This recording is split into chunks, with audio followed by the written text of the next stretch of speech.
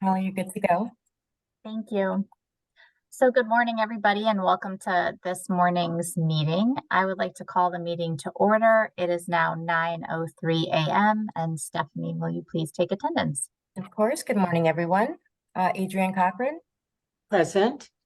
Andrea Comer. Andrea has not joined us yet. Ellen McKitterick, Present. John Scott, Here. Mike Soltis, Here.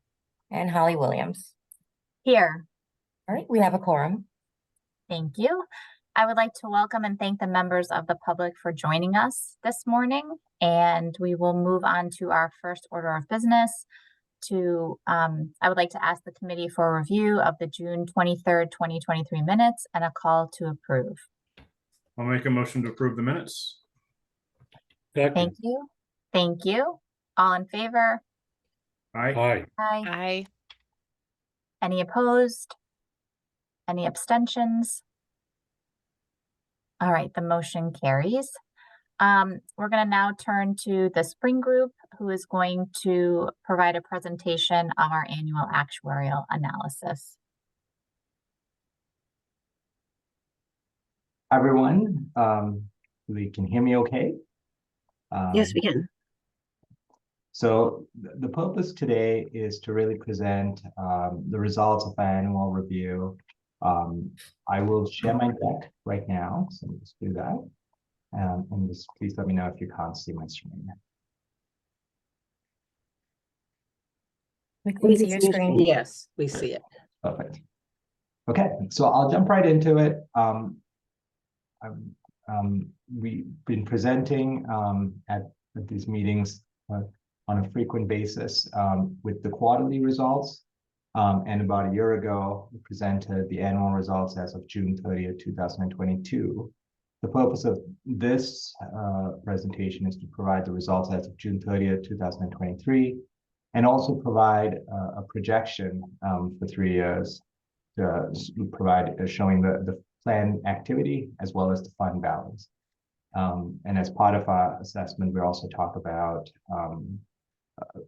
the fund balance, but also how it compares based on solvency metrics as well. Okay. So the key results as of June 30th, 2023 are provided here. What we have in this first column here are the actual reported results, and that compares to the projections that we provided back a few months ago. Okay. In overall, if you look at the net activity, which is shown in this middle section here, we have overall net activity of about 101 million, which is slightly lower than the anticipated annual activity of 104 million. And that's driven by a little bit lower in terms of the contributions earned. So we had 433 million instead of 443 million. Investment income was a little higher, and incurred claims were a little bit lower.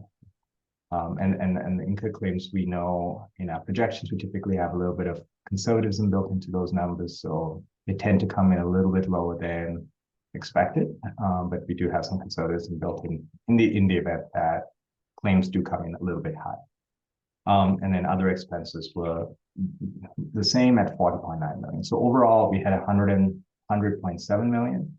Based on a review of the fund balance at the beginning of the period and the fund balance today, as of June 30th, we ended up with 557.2 million, which is pretty close to 560.6 million, which we had before, which we would have had based on this activity before. The result of this is, of course, that the funding metrics continue to remain strong and certainly below target. So, in other words, they meet the target. And so when we look across our 3 metrics, reserve versus net fund balance, contributions compared to net fund balance, and also an assessment of adverse losses compared to the net fund balance, they all look strong relative to the target. So in other words, the fund remains strong and within the target levels that we had set. Okay. This page provides a graphical illustration of the same numbers. The numbers on the left-hand side are actual, and the numbers on the right-hand side are projection. So you'll see here, we show the fund estimate as of July 2022, annual revenue and expenses. So 450 million, 50.7 million of revenue, 350 million of expenses in total. So the expenses include the claims and all of the other expenses as well. That gets us to the 557.2 million. And then we have the corresponding results that we had presented previously as well.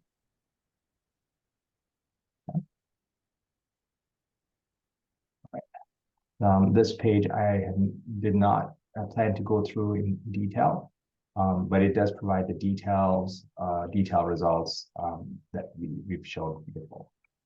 The one thing I will say though is we do have reflected a reserve estimate, and this quarter we did a very in-depth assessment of the reserve based on data provided by AFLAC, and based on that assessment we ended up with a reserve of about 52 million, which is reflected in these numbers. This reserve is in respect of claims that have happened, that have been incurred, but not where payments still remain outstanding. And I'm going to talk about that in this page. Yeah. So moving on to this page, one of the big pieces of work that we do is to assess the reserve as of at certain points in time. In this case, we're looking at the reserve as of June 30th, 2023.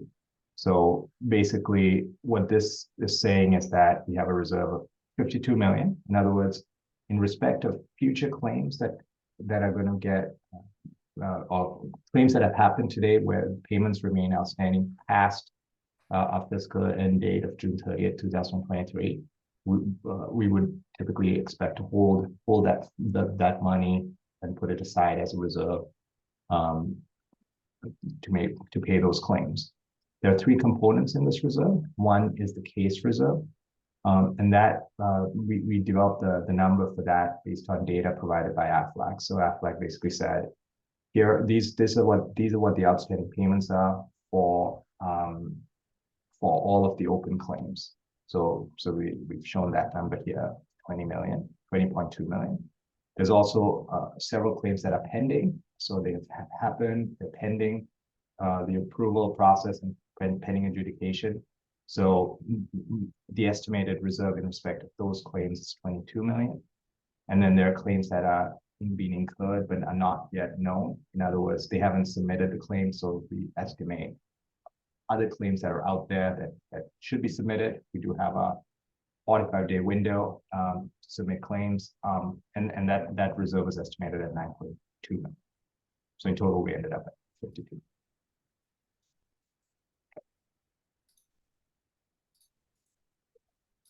We are going to move into the projection part of the presentation. So this is where we're projecting for fiscal years 2024 and up all the way to 2026.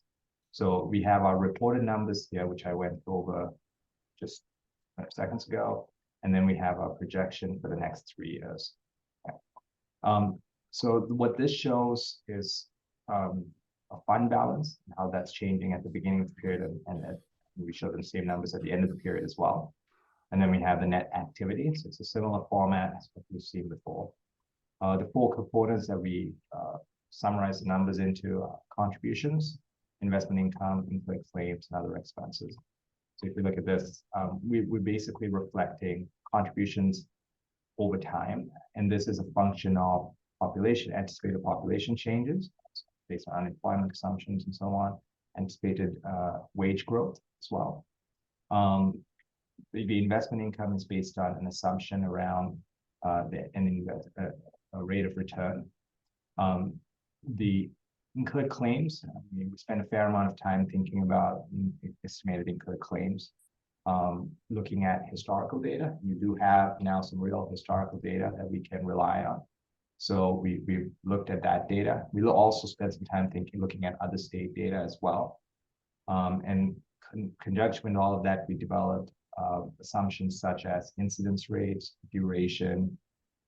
So incidence rates being the likelihood of individuals going on making a claim for the various types of benefits that they can get. We also look at how long that claim could last. So we look at historical data, we look at other state data to determine that, and call that duration of the claim, how much the claim will be. So what is the average weekly benefit? And then we also bake all of that in with wage growth, population changes, things like that. All of these assumptions are in the appendix of this, but also in our annual report as well. So we talk a bit about our methodology, assumptions, and so on. I'm happy to answer any questions as well. And then we also have other expenses based on budget for fiscal year 2024 and assumptions around growth in wage, growth in the other expenses that are reflected in terms of these numbers and how they change. So overall, we've shown the net activity here. You can see in the actual reported was 100 million. We've shown it at 84.9 million. We factor in all of these items for the next fiscal year. And we'll be very focused on this number as we look at the quarterly results each quarter. So we'll compare actual relative to what the budget is and provide you with that information every quarter. And then we show that that's changing a little bit over the next couple of years as well. We are continuing to look at these results, sensitivity of the numbers to these results. So sensitivity of the assumptions that we made around incidence, duration, etc. And looking at how these change, and we're providing all those details to the authority as well. Yeah. So this is sort of the baseline projection, if you will, but obviously you can come up with a number of different scenarios on how these numbers could go up or down in terms of the net activity and the impact on okay. I want to digest that.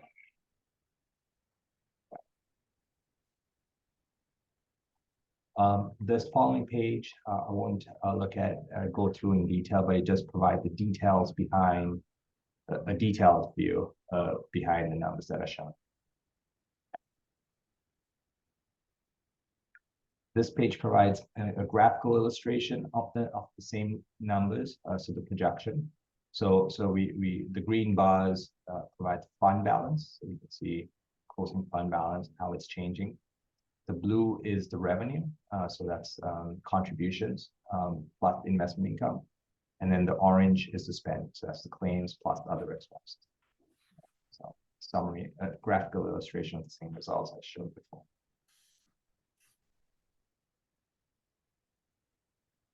We also have some just supplementary information to share with you as well. These are based on this graphic shows the contributions received by industry type based on the data that was reported to us. And it's a reflection of data for the period April through March 2023. So April 2022 to March 2023. So that's sort of the data we have. The contribution in respect of the last quarter have not been as of the end of June, we're not received yet to a large extent because of the 1 month lag that's available. So that's why we're showing based on this data. And so you can see this is based on this shows the percent of total contributions that are received by industry. And it's based on the dollars received. So you can see healthcare, social assistance seems to be the highest, manufacturing, the second highest, a little over 15%, close to 16%, finance and insurance being a little under 10%, and so on. So we have this information here, and then we have a second page as well, based on employee count. It follows to a large extent the results we showed here, but just a different view. This is on dollars basis, and this is on a employee count basis. So based on the number of employees count. There was some data, I will call out that there's a portion of the data that did not have a specific marker around industry, industry that they were for. So in this case, we had about 7%, so we kind of excluded that. And similarly, here, when you look at the number of employees, we had about 19% that didn't have a classification that we could rely on. So that's excluded as well. So just want to call that out as well, in case those numbers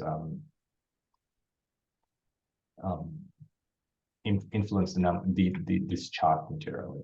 We did also compare this to other data, so that's available from Connecticut DOL, Department of Labor, and kind of what they posted as well. So it seemed to align with that data. So just as from a different view standpoint as well.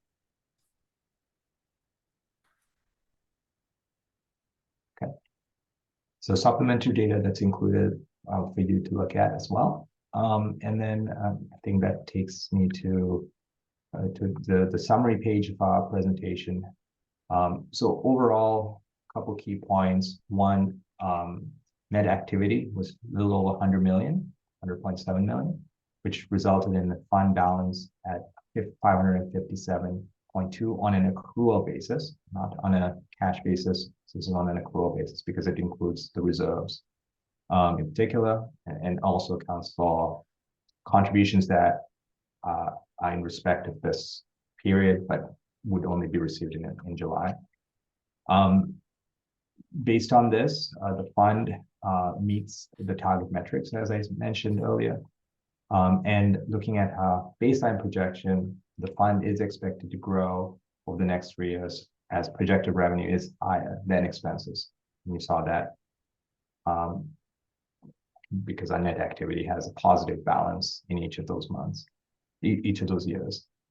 But as I mentioned earlier, we're also engaging in ongoing review of projected cost, the impact of the fund balance, that's due to changes in both the claims and the contribution scenarios.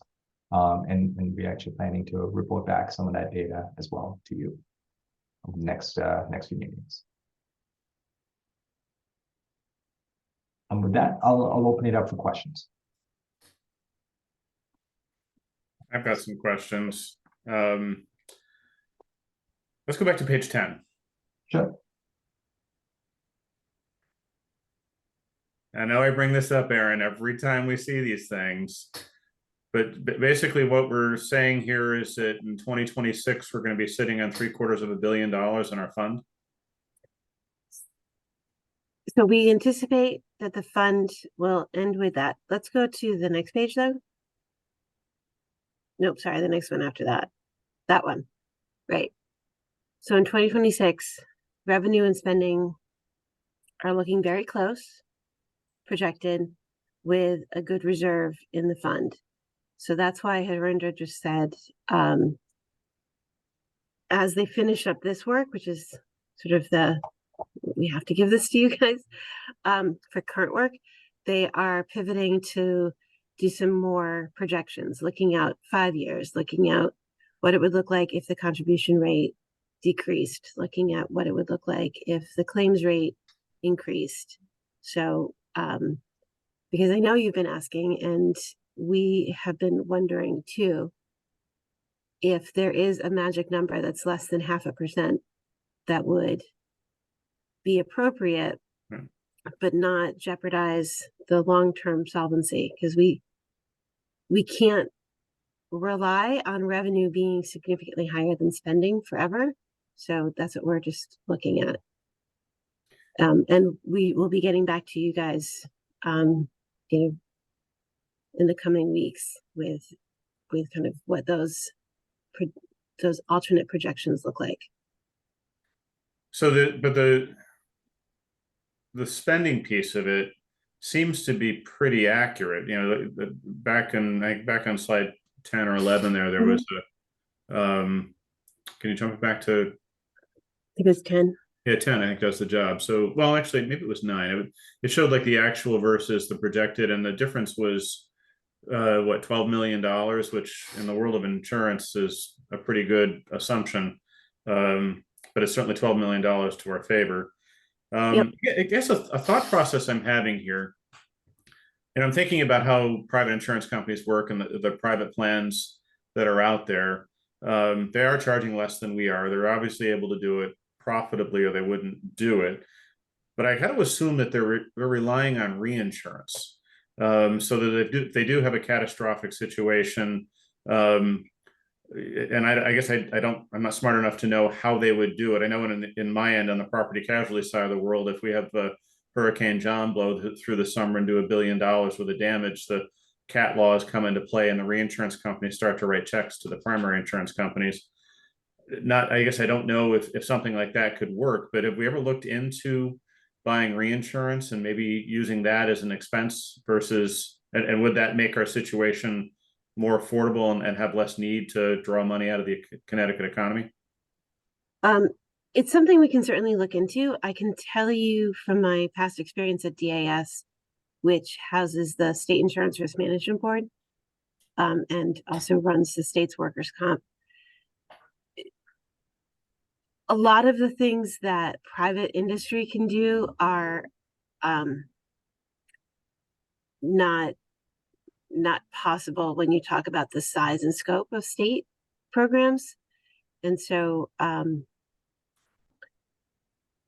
it's something we can look into, but I know it gets really tricky in terms of valuing the risk, and therefore can be pretty pricey, but it's something we can continue to look at. One thing I do want to point out, we have 18 months of claims data, so we don't even have 2 full years. So we are seeing that, we did see that the claims rate was pretty flat for about 15 of those months. They are starting to increase. We've had, I think, 2 successive weeks of highest week ever in terms of our payouts. So we anticipate claims to go up. That is something that was part of the projections and assumptions for the future, like that it will continue to go up, both in terms of claims incurred and in terms of benefit payout, because salaries go up. So we hear you. We've asked Harindra and Viva to already start working on alternatives, but we just want to be really careful because it's easier to go down than to go back up. I understand that. I just, when I see us sitting on so much taxpayer money, it just doesn't feel right to me. And I'm just wondering if there's a better way to skin this cat, that we're not sitting on $750 million of taxpayer money. Okay, so we aren't yet. Well, but that's, I mean, we're over 500 million. It's still a lot, but if his projections have been pretty accurate so far. So, I mean, it's like watching the Powerball prize grow here for us. And that's, I hear you. You know, we hear you. And we don't want, our job is not to just have that balance just grow for the sake of growing. We just want to make sure we don't hit a cliff, right? So that's why we're standing out. I know if you're using, and Herman, if you're using actuarial data that you're getting from other states that have similar programs, you got to assume that your projections are pretty spot on compared to peer organizations. Well, so there's a couple things. So one, your experience has been different from what we're seeing with other states. We've reflected some of that, and certainly in the projections, we've started to reflect more and more of your data relative to when we started off, where we had very little data for the state compared. So we had to rely on other state data and so on. But now we are starting to have more and more data. As Aaron pointed out, it's still only 18 months, and we'll continue to monitor it, gather as much of that data, and refine, let's say, our projections accordingly. But yes, we do have other data, and we are looking at various sources of data to come up with these projections. I'll point out a couple of things just based on the conversation. One, I guess compared to the property and casualty world, where let's say they could have a really big catastrophic hurricane. Sure. In this case, we do have it's a slightly different animal because we are paying thousands and thousands of claims of smaller dollars, relatively, Right.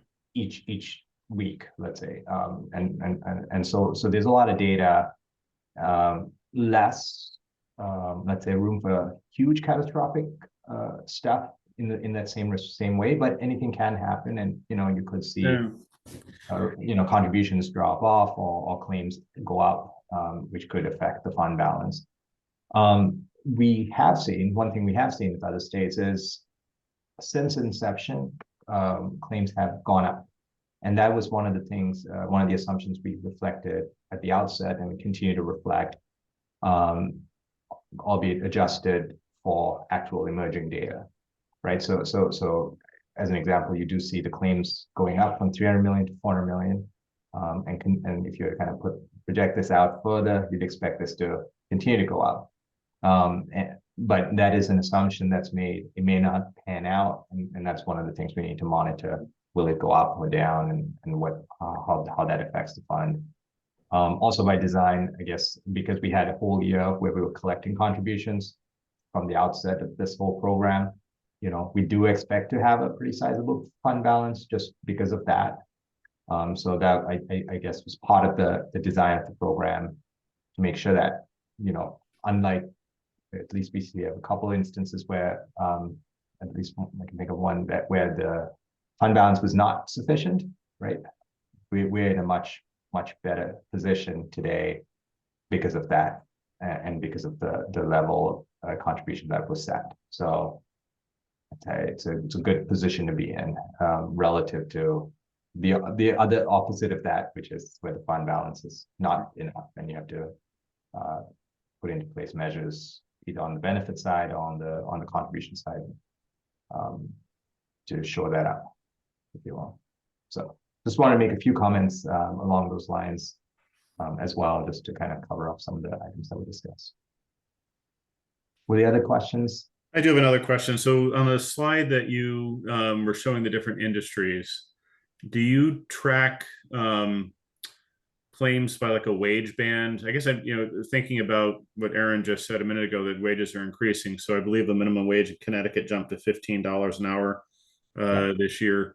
Are we tracking kind of wage bands? Do we know what kind of impact that jump to $15 an hour has had, or even has it had? Or are these claims coming from higher paid individuals? Like, do we have like a wage? I guess the question is, are we tracking by wage band? Yeah. So what we do have claims, basically all of the detail of the claim. So claim by claim level detail and payment by payment level detail. And so we went through a whole process of setting assumptions to come up with these projections. And one of the pieces that we did look at was the wage. And we looked at that in a fair amount of detail in different ways. We did see a jump, if you will, even because we did also look at it by month, right? So I think the salary, the wage increase happened effective June 1st. And we did see a jump even in the payments that were made since then. And we projected that and reflected that in the numbers accordingly as well. So we reflected kind of, because we did look at the past wage data, and we're projecting it into fiscal year 2024, at least to start with, and adding in wage growth assumptions on top of that. But that first year, it is a pretty material jump, and we've seen that in the data, and we've reflected that in the projection. Okay. So can I just add, John, as part of our year-end analysis on the claim side, we worked with Department of Labor, who gave us a wage breakdown for 2022 that kind of in bands. So did you meet the eligibility standard of the 23-25 in the previous, at least one quarter in the base period? And then of that population who had at least that 23-25, what percentage of the workforce based on DOL data would have qualified for the 95% benefit, what percentage would have been capped out, what percentage would have been in the middle. So 20% of the eligible workers in 2022 would have qualified for 95% of benefits. Our claims, we had almost 17% of our applicants receive that 95% benefit, so that baseline benefit. So pretty close. 67% of Connecticut's workforce in 2022 would have qualified for the maximum benefit, the capped number, and 50% of our applicants got benefits at the cap. The one that's not close is the middle rate, the blended rate. 16.5% of eligible workers would have qualified for that, and we had just over 30% of our applicants in that middle band. So we are tracking to see kind of where people fit in terms of those three bands, to make sure that we're kind of hitting the right population. And now we're trying to do a little bit more analysis to see kind of what we can do to make sure that folks who would be eligible for the 95% benefit, including part-time workers and per diems, know about us, and making sure that they are applying, because that number should go up a little bit, although it's close. I do think that the reason that the higher earning workers, we're probably not seeing all of them, is because the higher earning workers also do get other benefits from their employers more likely than not. And some of those employers choose to be primary. So instead of sending them to us, they just pay. So we're looking at it, but the numbers are pretty, are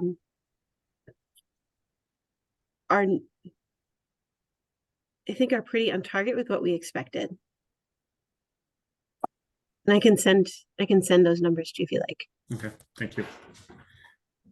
All right, that's all I have for now. Thank you. Thank you so much, John. We always appreciate your insight, and please know that we hear you and we are working on options. I know. I just thought I have to bring it up. It wouldn't be me if I know, didn't. Can I ask a couple questions? Yes. Mike, you have a Thank second? you. So if you go back to that slide 10, the one number that got my attention, and Aaron mentioned this, and Harinder, you may have mentioned this as well, is the incurred claims. And from year to year, it looks like roughly a 10% increase, a little more, a little less. And if I take into account the wage increases, which are up these days because of inflation, that seemed low to me. And I'm thinking perhaps of my recollection of the Family and Medical Leave Act when it was just passed.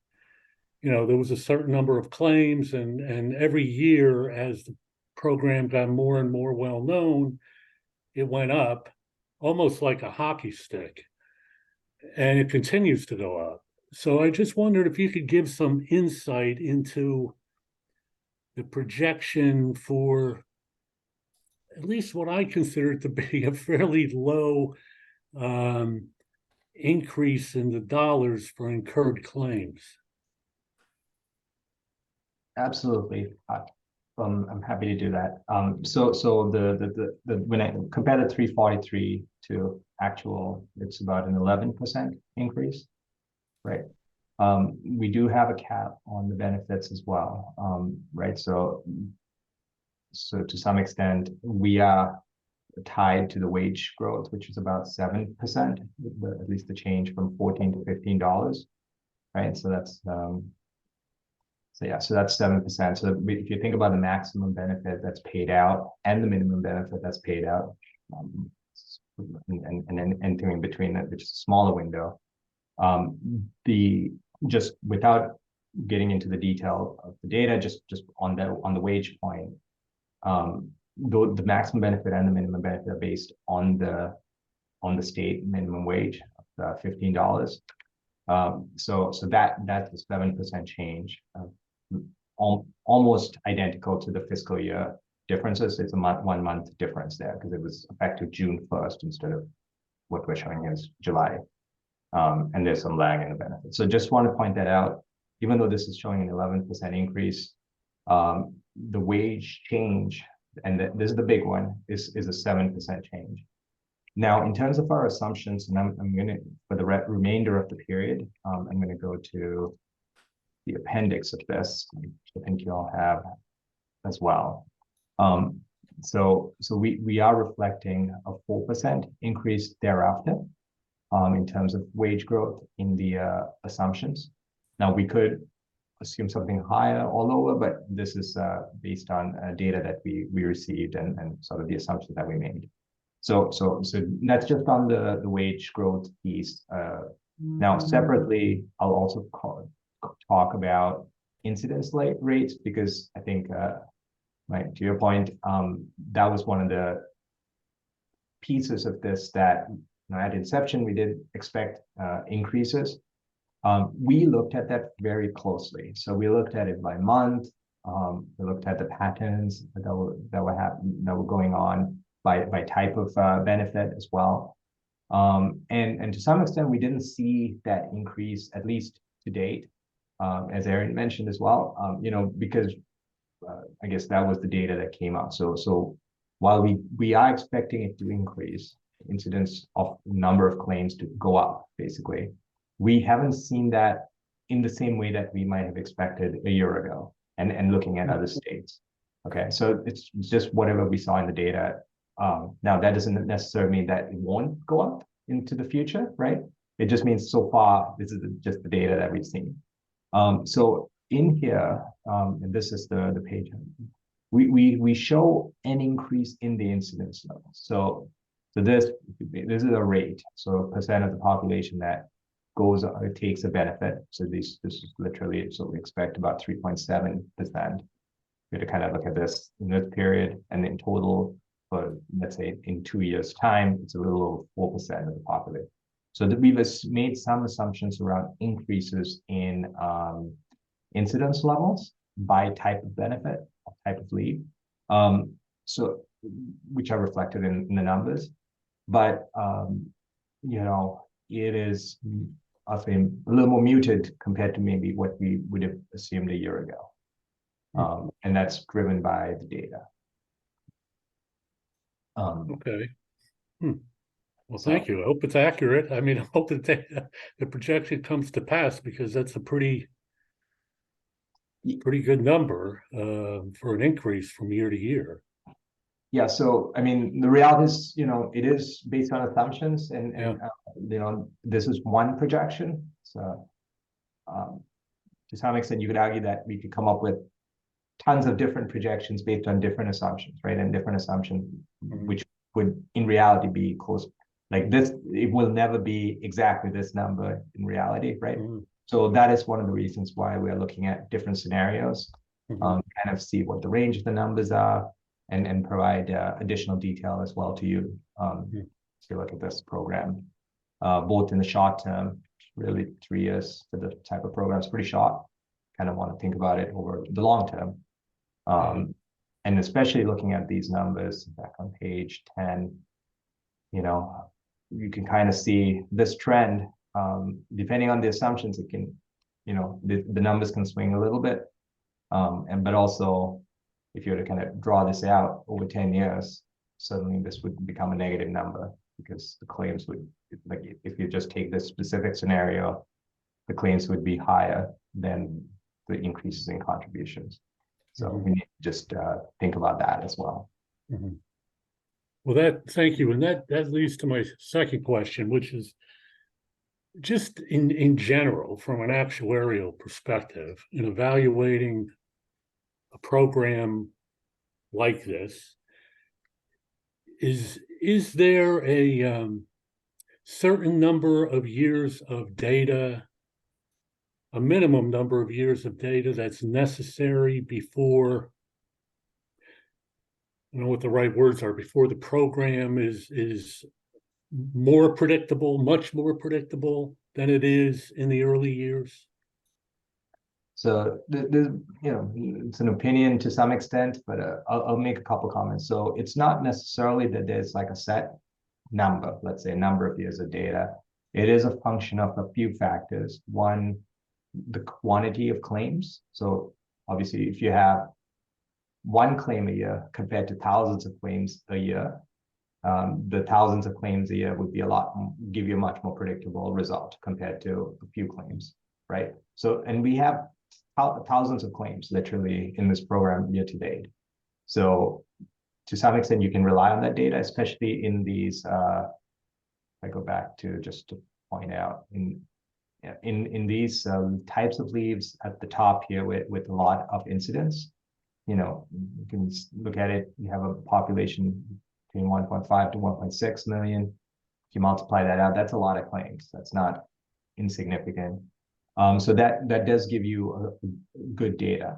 The other piece from a credibility standpoint that I typically like to look at is also variation, if you will. So if I see the numbers bouncing around, that would be less of a predictable that's the type of claim that has less predictability in it relative to claims that are the same month by month. Because then I say, okay, well, I can rely on that a lot more to predict what's going to happen next month and the month after, or next year and the year after that. So in this case, we have seen relatively smooth claims experience that we can also rely on.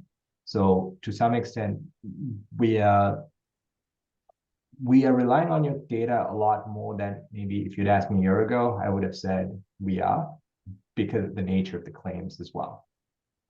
So it's not, that's why I was saying it's not a magic number. It's kind of a bit more of a art, if you will, or a qualitative assessment as well as a quantitative assessment in terms of these results. But just seeing this data, thousands of claims that are kind of giving you a similar pattern and so on, then you can kind of rely on it a lot more. And that's kind of, in the end, what we did in developing these projections, because we did have a lot of data that we could rely on. All right. Thank you. Very helpful, Arvind. Sure, absolutely. What other questions can I help answer? I actually had one question that I wanted to ask, and I don't believe that you touched on it in a material way, but I apologize if you did. How does the incidence that you're seeing in our plan benchmark relative to other plans, either private plans or the small segment of publicly run plans that are out there? Now, I know there's lots of variation, state structures, very specific state regulations and things like that, or how we define what's in and what's out for the program. So I know it's likely that there's not a good one-to-one comparison, but broad strokes, is our incidence around in line with what we're seeing in other markets, or not so much? So broad strokes, I'd say you are lower than what we're seeing in other markets after adjusting for plan design differences, demographics, and things of that nature. We did look at that as we were developing the assumptions, and certainly we're also looking at other state data to couple with your own data. But overall, we are seeing lower incidence relative to other states in this program. Okay, so that's something that, maybe when we have these presentations in the future, if there's a material change in that relationship and how we benchmark, I think it'd be interesting to know, because then that's an avenue that we could go down to the extent that we feel like there's something that needs to be addressed. So that was helpful. Thank you. Sure. Does anybody else have any questions for? No. All right. Well, thank you very much. It's informative as always. And so we're going to move on now for it's Dave, your show. We're going to have an update on our finance and accounting policies. Yes, thank you, Holly. Good morning, everybody. I'm going to share my screen.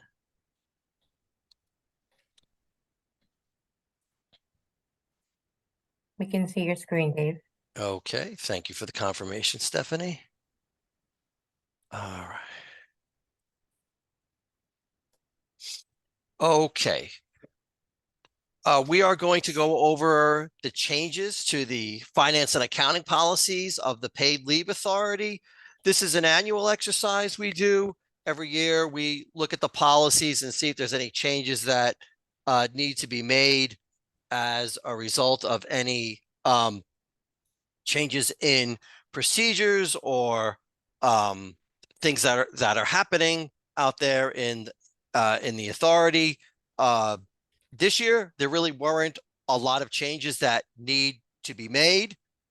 So we're going to go over those briefly. The first change I want to talk about was introducing the delegate concept for roles and responsibilities. So earlier this month, there was a resolution passed at the board for Erin, our CEO, to temporarily delegate responsibilities when necessary. So in the finance world, delegation is sometimes needed to continue day-to-day operations. If somebody goes away, planned or otherwise, we still need to pay the bills and things like that. So conceptually, we already had something like this in the policy in that we would name one or more positions that would be responsible for certain things. But instead of doing that, what we did was we just took the delegate concept, put it in the roles and responsibility section at the beginning of the policy, and that spoke to everything for the rest of the policy. So we wouldn't have to go back all the time and say, well, the backup position for this for this person is now somebody else. And if that changed, we didn't want the policy to conflict with that. So this way, it was just easier all around. And it just jives better with the delegate policy that was passed earlier this month anyway. So it was there, and we took advantage of it for the finance policy. Another change we made was updating some of the accounts payable policies. As a lot of you know, we updated a couple of our platforms this year. QuickBooks Desktop was updated to QuickBooks Online, and that was voluntary. And we updated Bank of America's bill platform to using Bill directly. That was somewhat involuntary because Bank of America wasn't supporting anymore. But the good news is that both of the new platforms offered us more options and better options. So certainly making lemons out of lemonade. One of the benefits of this was we had an expenditure request form called ERF that our assistant controller, Locke Foe, had developed. That was an approval process that was somewhat automated, went through the email system, and left a trail of approvals.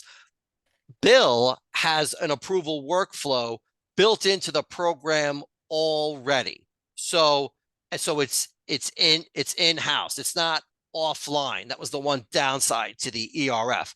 So we switched from that. So as a result of switching from ERF to Bill's approval workflow, we had to update the policies for that workflow, which is a lot smoother. And one of the advantages is it's one less time we have to enter data anywhere. You enter it once, it goes into the workflow, and then it gets paid, and there's no need to enter it twice. And I would like to thank Amy and Shelley from my department for all the work they did getting us upgraded onto the new platforms and taking advantage of the new features that they offer. Another update we made was to establish a fund recovery reserve policy on our uncollectible contributions. So we just started our fund recovery efforts this month. And And as a result of that, we don't really have much of a history yet to base the policy on. So this policy is really very conservative. And we expect to update this certainly next year and afterwards as we get more data. But for now, we determined that for the first 4 months, any contributions that were overdue and that we were aware of and that are estimatable and probable, we were going to reserve 90% of them. Starting with the 5th month, when we send them, when we send those uncollectible contributions to an outside vendor, because they have the expertise to follow up on that, that reserve goes up 5% to 95%. That 95% is consistent with information that we've gathered from vendors over the past year or so. In terms of government collections, they have about a 5% recovery rate. So that's why we use 95% to be consistent with that. And so the collections are with the fund recovery vendor for a year. And then after that, if the vendor's unsuccessful, then we reserve another 5%, which is 100% of the total contribution. If we actually do get anything after that, we'd record it as a recovery. But at that point, for financial statement purposes, for governmental GAAP, we will reserve 100% of the uncollectible contributions at that time. There was some other miscellaneous updates that we had in the policy as well. As you just saw, Harindra did his annual update. We do have actuarial reporting requirements, both annually and quarterly. So most of you know, you'll be seeing Harindra again soon. We wanted to add those requirements into the policy. We also updated the inventory of assets deadline to coincide with our fiscal year end from June 1st to June 30th. Not a big move, but we just wanted to be consistent with the fiscal year end. We wanted to note that administrative fees aren't based on contributions. Previously, we were contributing, we were estimating administrative fees based on a percentage of contributions.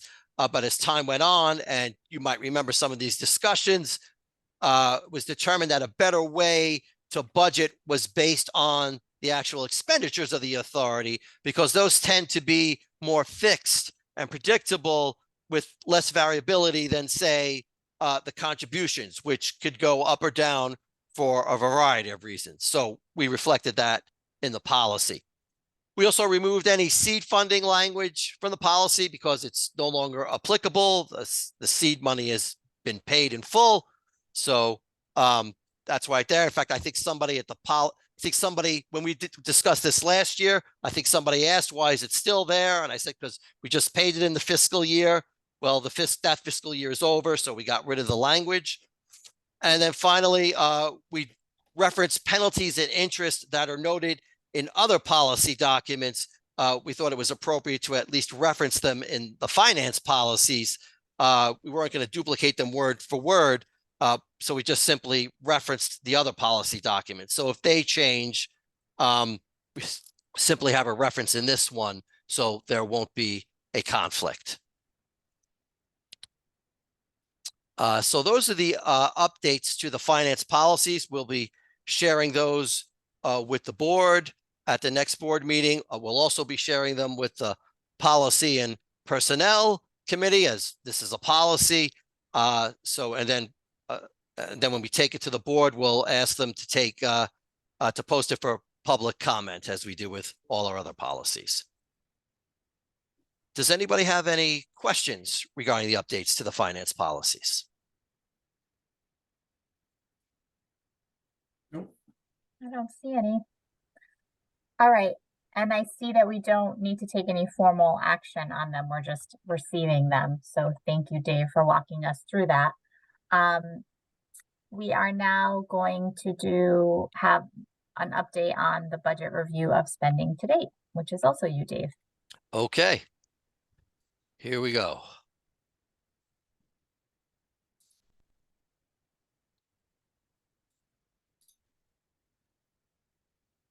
Can see your screen, Dave. Thank you, as always, for the confirmation, Stephanie. Okay, so we're going to go over the results as of June, which is our fiscal year end. So we made it through another fiscal year end. Where does the time go? So for the month of June, our results were over $1.3 million. We were slightly over budget for the month by $40,000. That's typically because in the month of June, there's a lot of expenses that are paid because it's fiscal year end.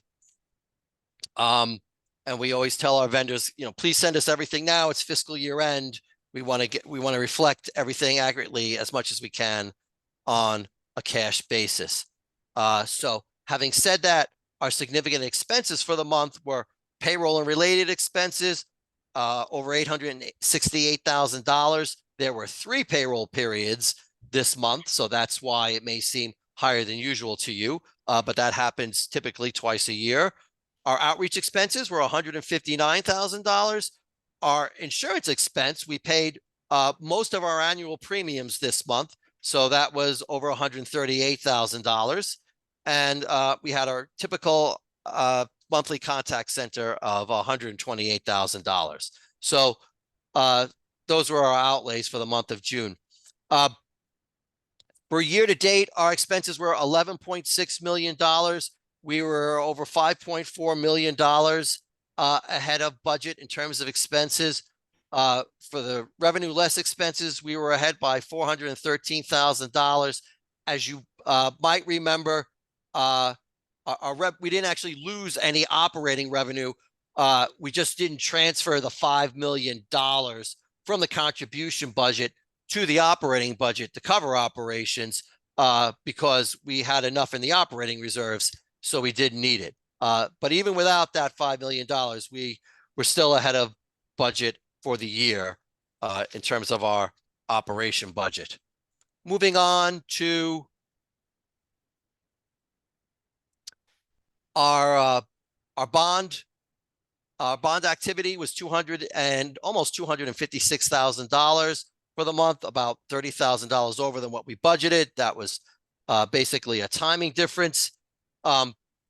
Significant expenditures were on fund recovery and on the website redesign and replatform. Year to date, we spent $2 million of bond funds. That was $3.7 million less than we had spent. We didn't need as much money this year as we thought. Some of the projects were started later than we thought, so they're moving out later. But having said that, in terms of what we have available, we still have about $2.8 million remaining out of the total of the $16 million that have been allocated so far. So we have 2.8 available for the current projects that we're working on. Moving on to contribution activity. Our net contribution activity for the month was $32.6 million.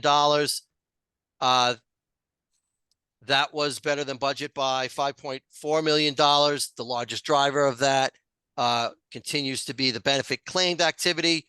That was $30.6 million. That may seem higher than usual, but that's because we reimbursed AFLAC for 5 weeks instead of 4 weeks of activity. So we're still at about in the month of June, as we mentioned, the benefit payouts we're starting to go up. So we're starting to, on average, we were starting to see it tick up to about 6.2, 6.3 a week. Our investment income is still strong at over $2 million. Contribution revenue, as you may remember from the board meeting last month, it was negative because we had paid a larger amount out of refunds, mostly due to private plan refunds than usual. Our contribution activity was about $910,000, but we paid about over $960,000 of refunds. That was for private plans of multiple quarters of private plans. So that's what resulted in the negative activity for the month. Even with that, though, we were still ahead of budget. One other thing I do want to note is we did make a bond repayment in the month of June for $2.1 million. That's principal and interest. Made our first payment. So I do want to thank Holly and others at OPM, as well as the Office of the Treasurer, for helping us finalize the terms of that and making that happen. For the fiscal year ended, our activity was $115 million. That was $170 million better than budget. Again, the main driver of that was benefits paid. For the fiscal year end, it was $297 million. Our contributions for the year, the money coming in, was over $435 million, slightly less than budget, but obviously that was more than made up by the positive variance in investment income because the rates went up, and the positive variance in benefits claims paid because the actual experience was less than what we budgeted. As of the end of the fiscal year, on a cash basis, our fund balance is just over $498 million. Through the end of the fiscal year, our contribution revenue has been over $954 million. That's since January of 2021. And since January of 2022, the benefits paid have been just under $400 million. A quick look at our balance sheet, which has total assets of $518 million.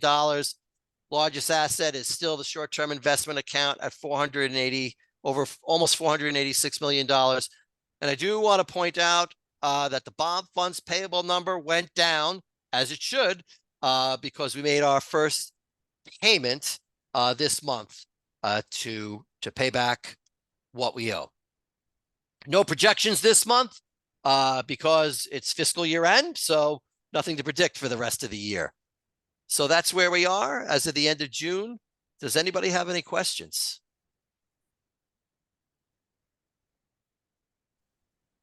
Don't see any. All right, well, thank you, Dave. That was helpful. Thank you. All right, so do we have any old business anyone would like to discuss this morning? Don't see anything. Any new business? No. All right, so then may I have a motion to adjourn? Motion to adjourn? Thank you. A second? Seconded. Thank you. All in favor? Aye. Aye. Any opposed? Any abstentions? All right, the motion carries and our meeting is adjourned. It is 10:06 a.m. Have a wonderful weekend, everybody, and stay cool. You too. Thank you, Thank you. everyone. you. Good weekend, everybody. Bye. Bye. Bye.